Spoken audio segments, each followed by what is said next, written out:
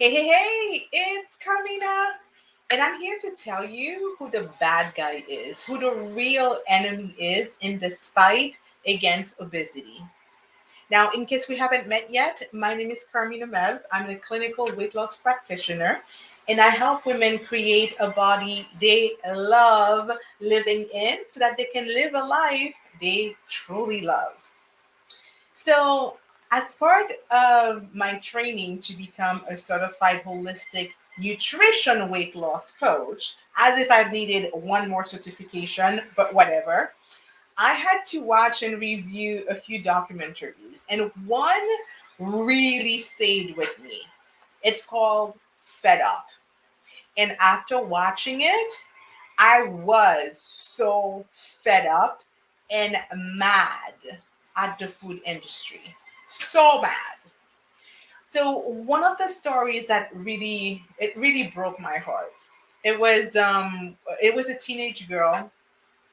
She was overweight and she was trying everything to lose the weight. She was on playing five different sports. She was explaining her schedule. She was on diets. And here's the part that broke me. The mom came in a documentary and she said, I buy everything healthy, right? I read the labels and it says it's healthy. And in the morning, she has a bowl of cereal. That broke me, you guys. It broke me. I wanted to reach in and give her a big hug and say, honey, let's put the cereal bowl down a minute and let's talk about real food. She doesn't know. She doesn't know any better. So let me tell you how we ended up with the obesity epidemic that we have in our hands. It all started in the 1940s because studies showed that there might be a correlation between high fat diets and high cholesterol levels. And that if we ate a low fat diet, well, that would be the antidote for heart disease and weight loss. Well, by the 1960s, the low fat diet began to be touted not just for people who were at risk for heart disease, but as good for the whole nation. Well, in the 80s, the low fat approach became an overarching ideology. It was promoted by doctors, by the federal government, the popular health media, and the food industry. Well, let me tell you, the food industry had a ball. Okay. So, as many Americans started to subscribe to this ideology of low fat everything, well, to be honest with you guys, at that point, there was no evidence, none whatsoever, that it actually worked.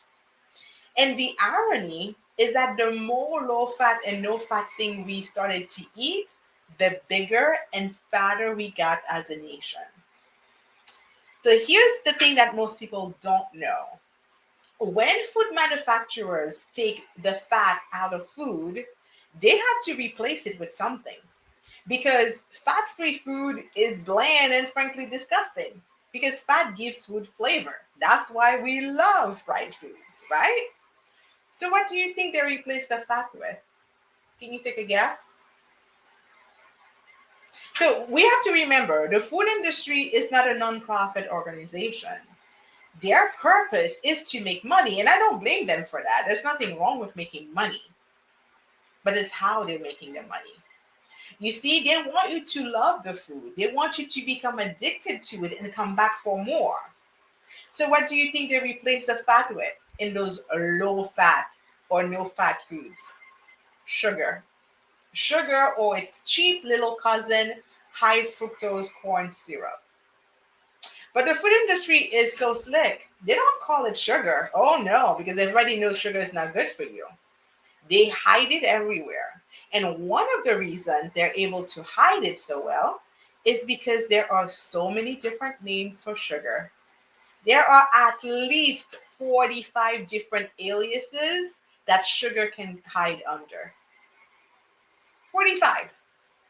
But we don't have time to go into this today. Come back tomorrow, and I'm going to tell you why once you start eating sugar, you can't stop. It's literally not your fault. Literally. Thanks for watching, and bye for now.